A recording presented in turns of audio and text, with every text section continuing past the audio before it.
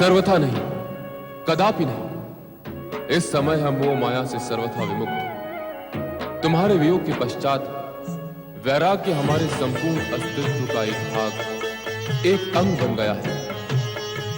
अब हम उस वैराग्य से दूर नहीं जाएंगे।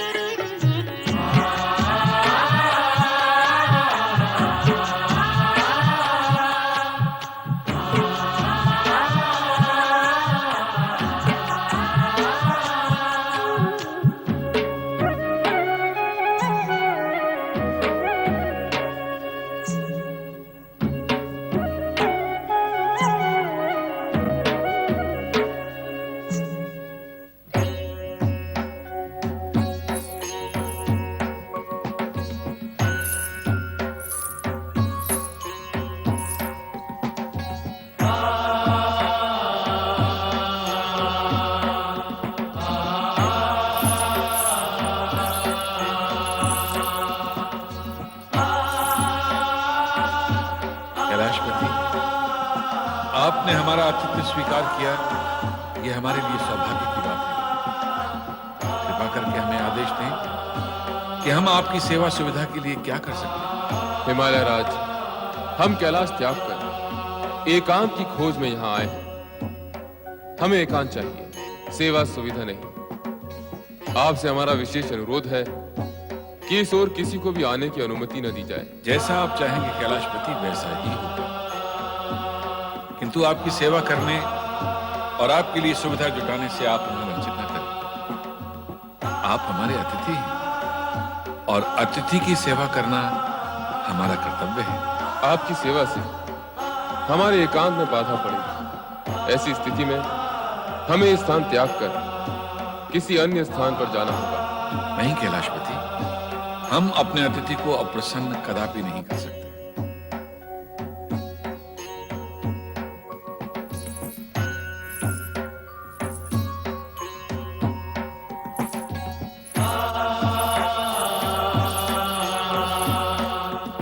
क्या मुझे यहाँ रहकर आपकी मौन आराधना का अवसर और आज्ञा प्राप्त होगी?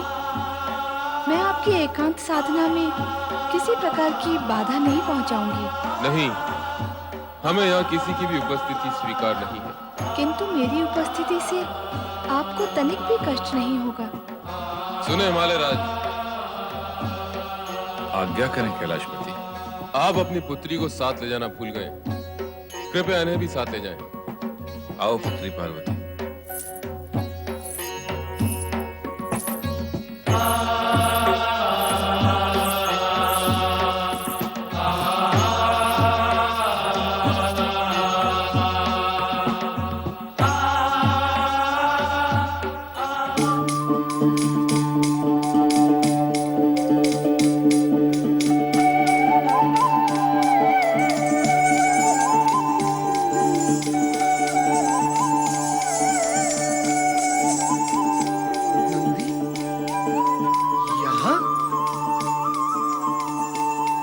यदि नंदी यहाँ है तो नंदीश्वर भी अवश्य यही होंगे। जहाँ चंदन होगा सुगंध भी वही होगी। तो भगवान शिव कैलाश से अदृश्य होकर यहाँ प्रवास कर रहे हैं। वैसे ब्रह्मदेव हो या महादेव, नारद की दृष्टि से दूर कैसे जा सकते हैं? और नारायण तो मनवाणी से भी कभी दूर नहीं जाते। नारायण नारायण।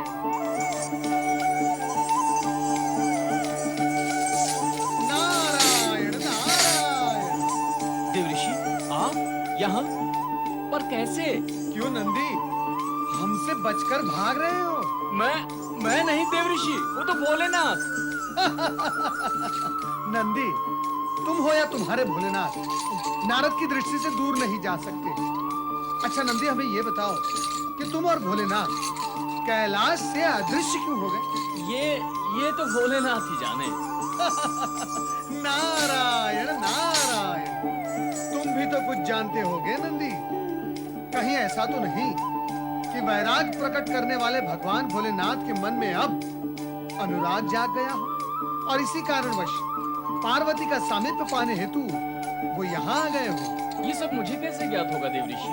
तो फिर मैं पूछकर ज्ञात कर लेता हूँ ना। अरे मुझ पर कृपा करें देव ऋषि, आप उस ओर ना जाएं। भगवान भोलेनाथ समाधि में लीन है, वो किसी से मिलना नहीं चाहते। मुझसे भी नहीं। नारायण नारायण। अरे नंदी, मैं उनका परम भक्त हूँ। भगवान भोलेनाथ मेरी वाणी सुने बिना नहीं रह सकते और मैं उनके दर्शन किए बिना। मुझे जाने दो।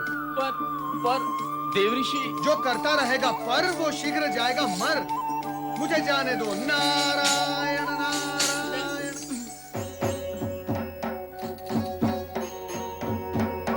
ओम नमो भगवते रुद्राय। ओम नमो भगवते रुद्राय। नारद, तुम यहाँ भी चले आए? क्या करूं भगवान, आपके दर्शन के बिना मुझे चैन कहां। भगवान, आप मुझे यह बताने की कृपा करें कि आप कैलाश त्याग कर यहाँ क्यों आ गए? हम एकांत खोजने यहाँ आए हैं और तुम हमारे एकांत में विघ्न न डालो।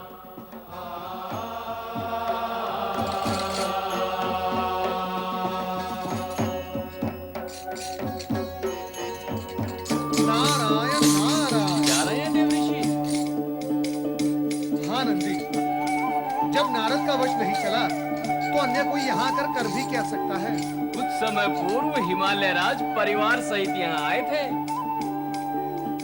सहपरिवार? हाँ, हिमालय राज के साथ उनकी पत्नी मैना रानी, उनका पुत्र मैनाक तथा उनकी पुत्री पार्वती भी थी। अच्छा, पार्वती भी आई थी? वे सब निराश होकर लौट गए। भगवान भोलेनाथ ने जो आपसे कहा वही उन लोगों से भी कहा था कि हमें एकांत चाहिए। लगता है अब वो समय समीप आ गया है। कैसा समय देव ऋषि? नंदी, शक्ति ने जिस उद्देश्य से पार्वती के रूप में जन्म लिया है उसके पूर्ण होने का समय समीप आ गया है। भगवान भोलेनाथ कितने ही प्रयत्न कर ले किंतु शक्ति को विलग नहीं रख सकते। शक्ति शिवजी के समीप आएगी, अवश्य आएगी, शीघ्र ही आएगी।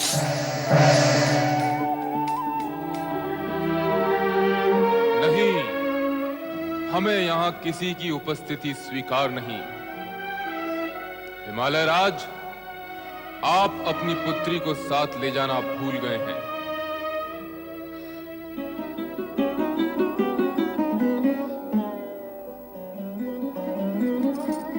पार्वती, तुम वहाँ से उठकर यहाँ आ बैठी।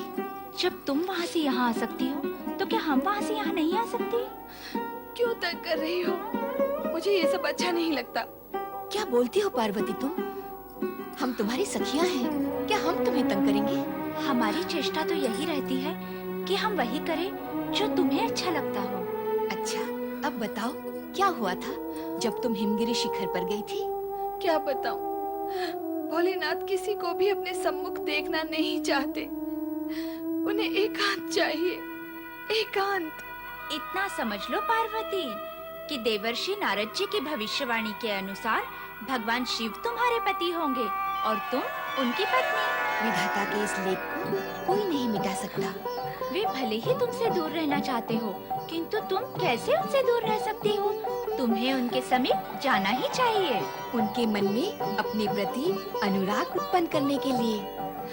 गई तो थी, किंतु वे रुष्ट हो गए। तुम दोनों ने भी देखा था। हो सकता है तुम्हारे पुनः जाने पर वो पुनः तुमसे रुष्ट हो जाए। तो क्या मैं बार बार जाकर उन्हें रुष्ट करती रहूं? नहीं सखी, ऐसी बात नहीं है। सत्य तो ये है कि प्रिय को प्राप्त करने के लिए प्रिय की प्रत्येक वस्तु को प्रिय मानना पड़ता है। यहाँ तक कि प्रिय के क्रोध को भी प्रिय मानना पड़ता है। वे भले ही मुझसे रुष्ट हो जाएं, मुझे अपने से दूर करने की चेष्टा करें, किंतु मैं उनके रोष को भी प्रेम मानकर उनसे मिलने अवश्य जाऊंगी, अवश्य जाऊंगी। सती का दृढ़ निश्चय उसके मन में स्थित प्रेम का प्रतीक था। ये सत्य है कि आत्मविश्वास और दृढ़ निश्चय दुर्बल मन व विचारों पर विजयी होते हैं। स्थिति इससे विपरीत होने पर प्राणी की वैसी ही दयनीय दशा हो जाती है जैसे आकाश में भटकते देवगण की हुई।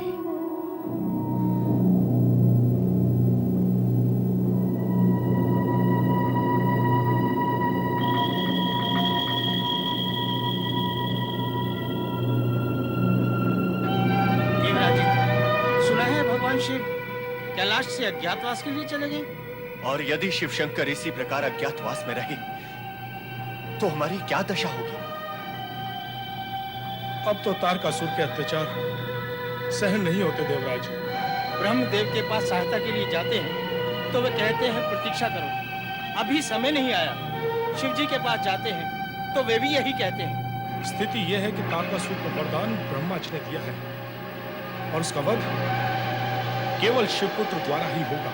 अब तो ब्रह्मा जी भी ब्रह्मलोक में नहीं, वो भी कहीं अज्ञातवास में चले गए हैं। ब्रह्मदेव और शिव जी का इस प्रकार अज्ञातवास में जाने का क्या कारण हो सकता है?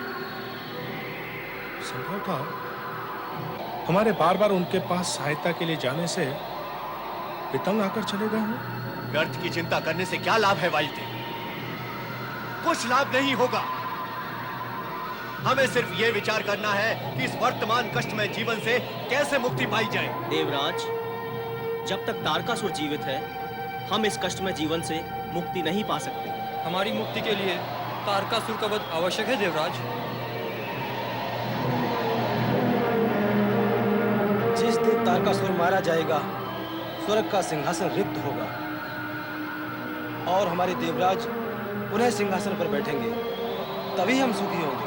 देवराज, शीघ्र ही ऐसा उपाय करें जिससे तारकासुर और उसके साथी राक्षस मारे जाएं और हम सब तारे जाएं।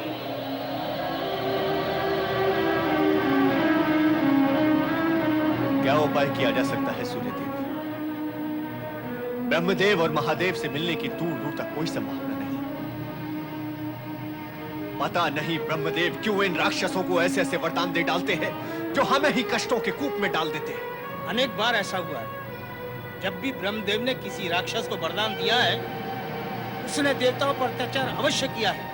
मेरा विचार है कि हमें ब्रह्मदेव का स्मरण कर उनसे प्रार्थना करनी चाहिए कि वे शीघ्र ही तारकासुर के वध की व्यवस्था करें। अरे दुष्टों, हमारे स्वामी के विरुद्ध षड्यंत्र रच रहे हो। तुम उनका वध करना चाहते हो, इससे पहले कि हम तुम्हारा वध कर देंगे। ले चलो इन्हें, ले चलो तारकासुर के पास।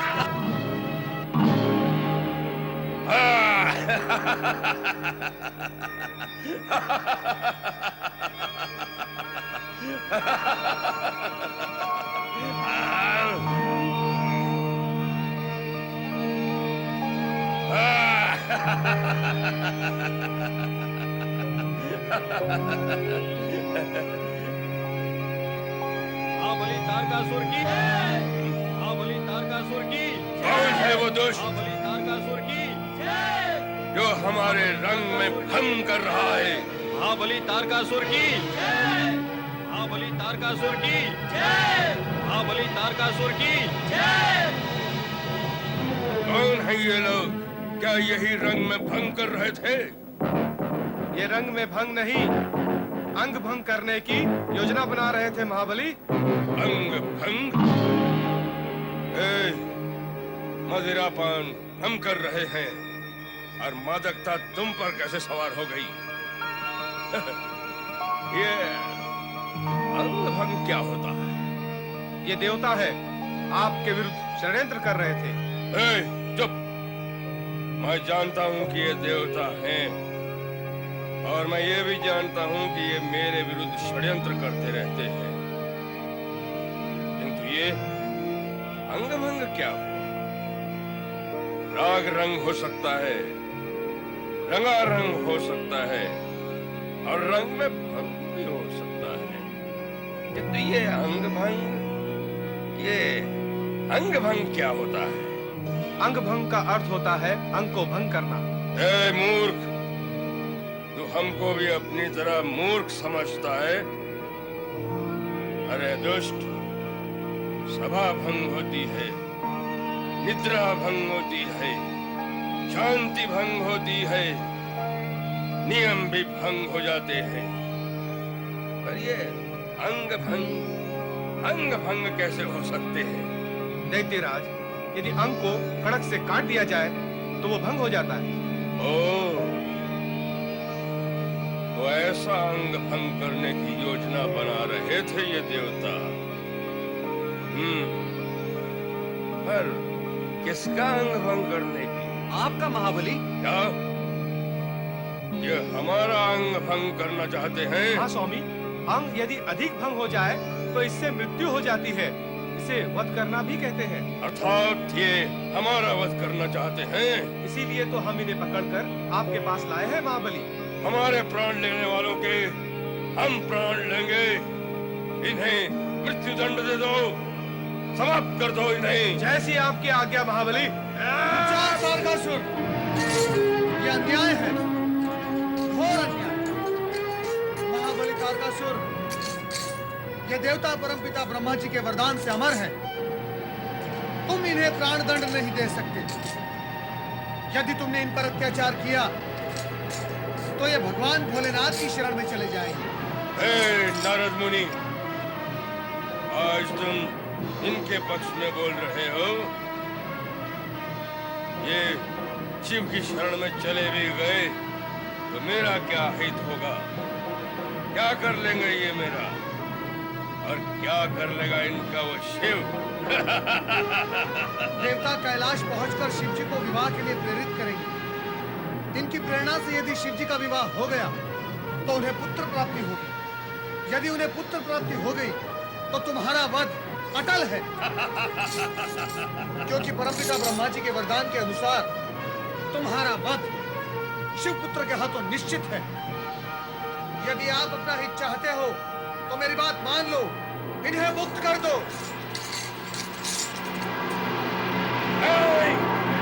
ये सब तुम्हारी रची हुई लीला है। मैं तुम्हें दंडित किए बिना नहीं छोड़ूंगा नारद।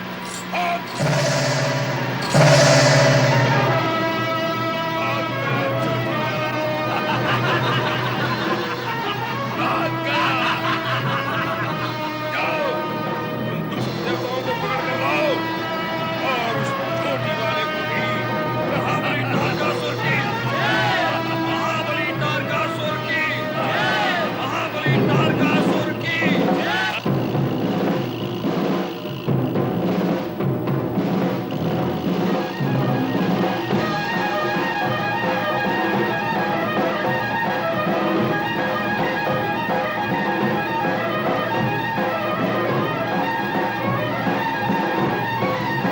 तारकासुर के राक्षस हमारा पीछा कर रहे हैं, किंतु हमें पकड़ नहीं पा रहे हैं। अदृश्य होने के कारण हम उन्हें दिखाई नहीं पड़ रहे। तो फिर हम उन्हें इसी ओर बुलाते हैं। कैसे? देवराज इंद्र की जय और ओम नमः शिवाय बोलिए। देवराज इंद्र की जय! देवराज इंद्र की जय! देवराज इंद्र की जय!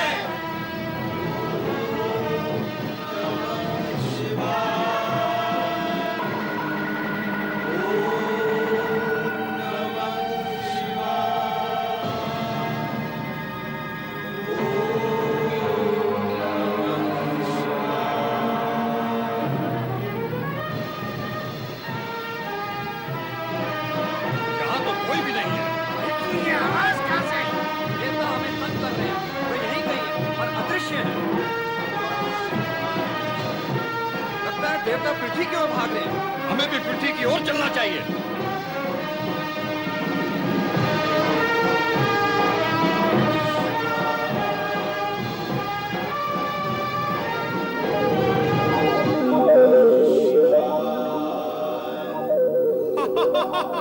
गए पृथ्वी पर राक्षस लोग। भोलेनाथ की कृपा से हम लोग बच गए।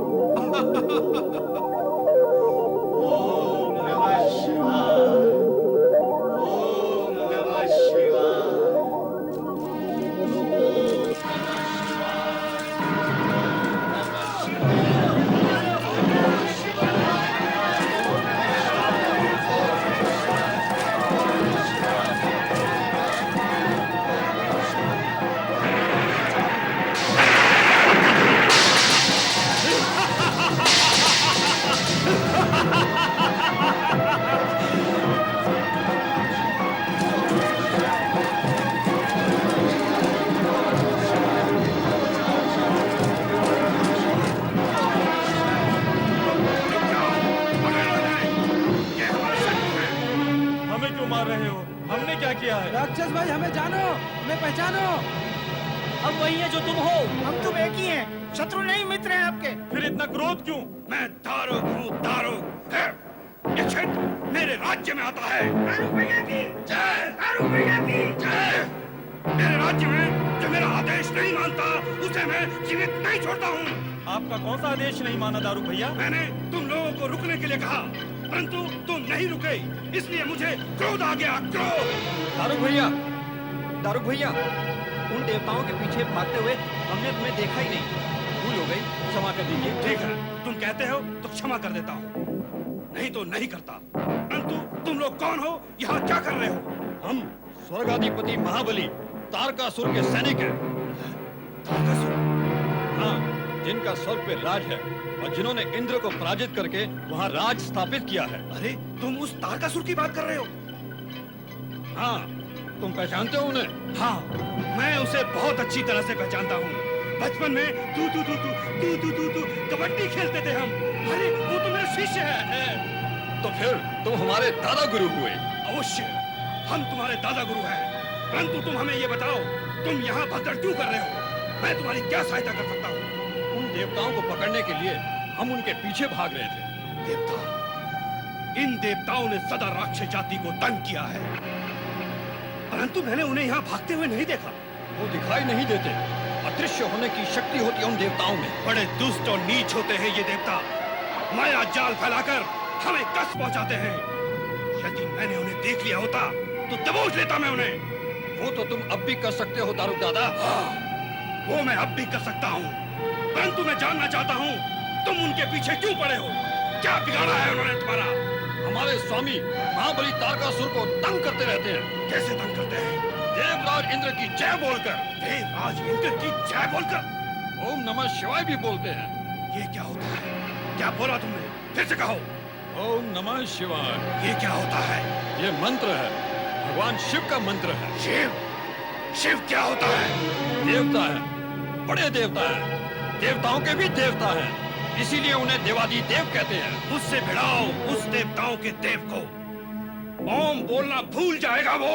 वे ओम नहीं बोलते, वे स्वयं ही ओम है। होगा, ये सब मिलकर तुमको और तारकासुर को तंग करते हैं। देख लूंगा मैं इन सबको।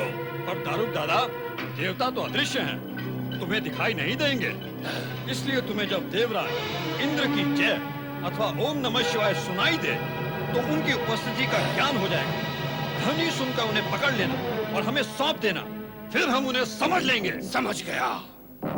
तुम लोग स्वर्ग में जाओ और तारकासुर से कहना कि दारुक ने तुम्हें शुभकामनाएं भेजी हैं।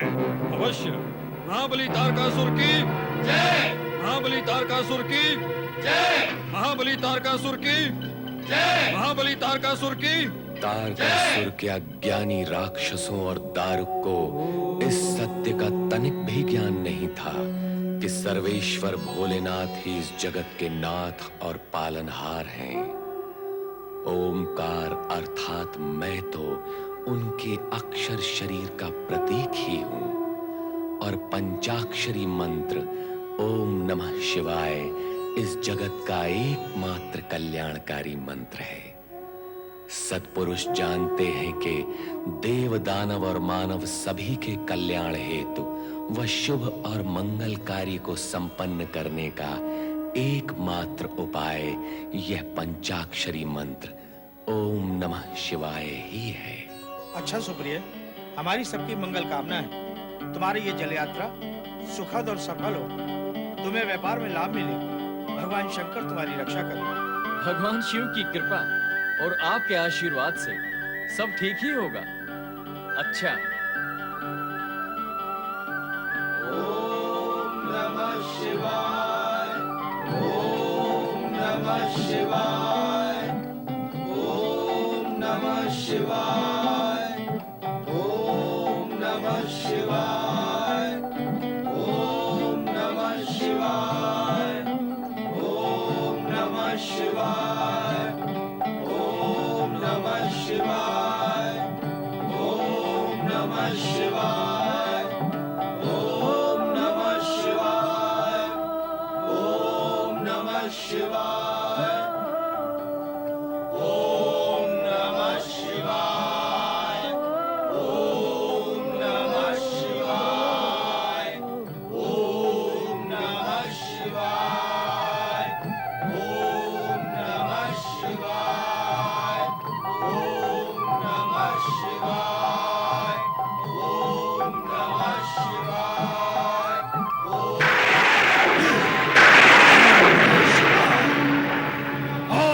नमः शिवाय।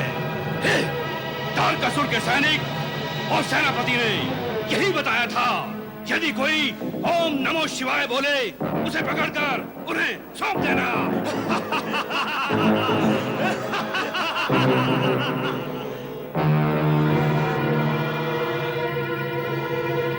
ये कैसी आवाज थी? ये बस किसी राक्षस की आवाज है। मुझे भी ऐसे ही लगता है। मुझे लग रहा है। तुमने ऐसे ही सुना होगा। बैठिए बैठिए।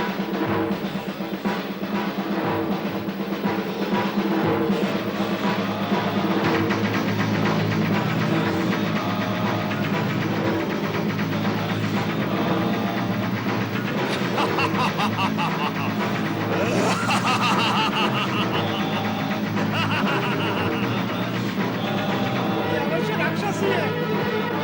वो तो हमें छोड़ेंगे नहीं। अब जीवित बचना संभव नहीं है भैया। वो तो हमें नहीं चाहिए। कोई भयानक आवाज है। सुप्री भैया, सुप्री भैया, सुप्री भैया। लगता है राक्षस आक्रमण करने वाले हैं। कुछ कीजिए। भयभीत होने की आवश्यकता नहीं। भगवान शिव हमारे रक्षक हैं।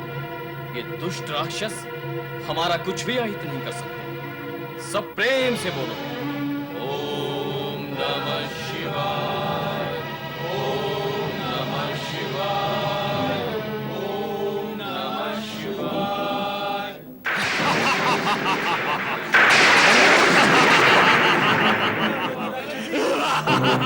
जीवित नहीं बचेंगे।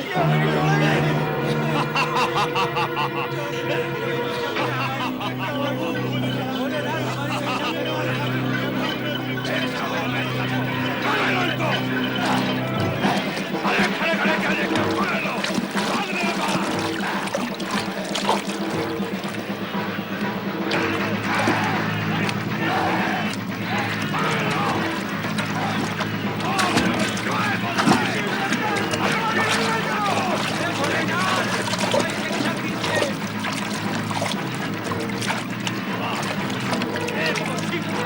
अब कोई दूसरा भोलेनाथ।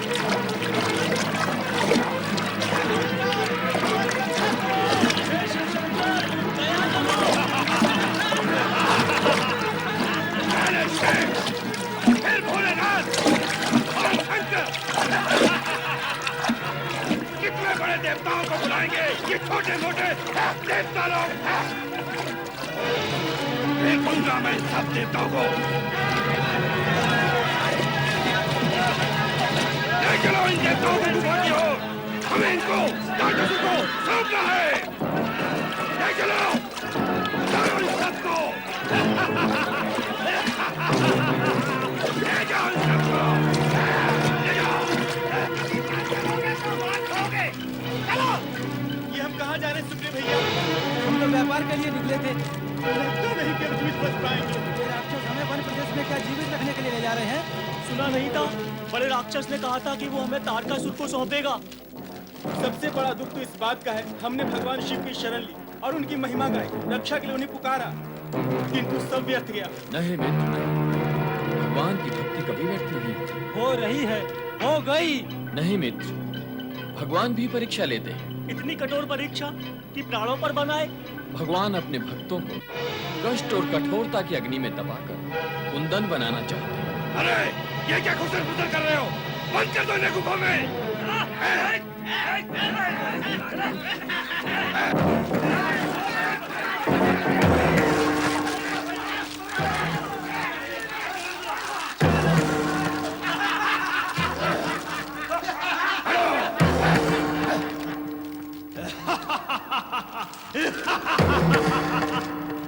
तारकासुर के सैनिक आएंगे और इन्हें ले जाएंगे। चलो इस गुफा का द्वार बंद कर लो। कहाँ आ गए हो? हमारे दुर्गंध के मस्तिष्क फटा जा रहा है। इन दुष्ट राक्षसों ने तो गुफा का द्वार भी बंद कर दिया। अब मृत्यु निश्चित है भाई।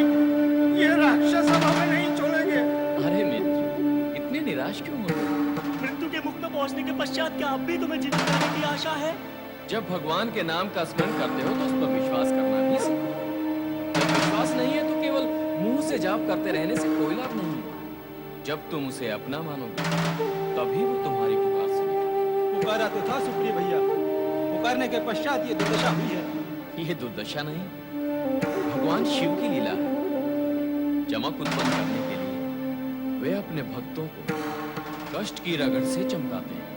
बड़ी बड़ी बातें करने से कुछ नहीं होगा भैया, यहाँ से मुक्त होने का उपाय सोचो। हमारे सोचने से क्या होता है? जो होता है भगवान का सोचा हुआ ही होता है। वे हमारे विषय में अनुकूल सोचे, इसके लिए हमें उनके नाम का स्मरण करना होगा, उन्हें पुकारना होगा। तुम जैसा कहोगे वैसा ही करेंगे भैया। कभी भगवान अपने भक्तों की परीक्षा लेते हैं, तो कभी भक्त अपने संकटों से उबरने के लिए भोलेनाथ का नाम जाप करते हैं। और भगवान भी परीक्षा लेते समय भक्त का धैर्य, भक्ति में उसकी निष्ठा और निस्वार्थ भाव देखकर ही भक्त पर कृपालु होकर उसके दुखों का निवारण करते हैं। यह अटल सत्य और ब्रह्म वाक्य है, यही दिव्य वाणी है।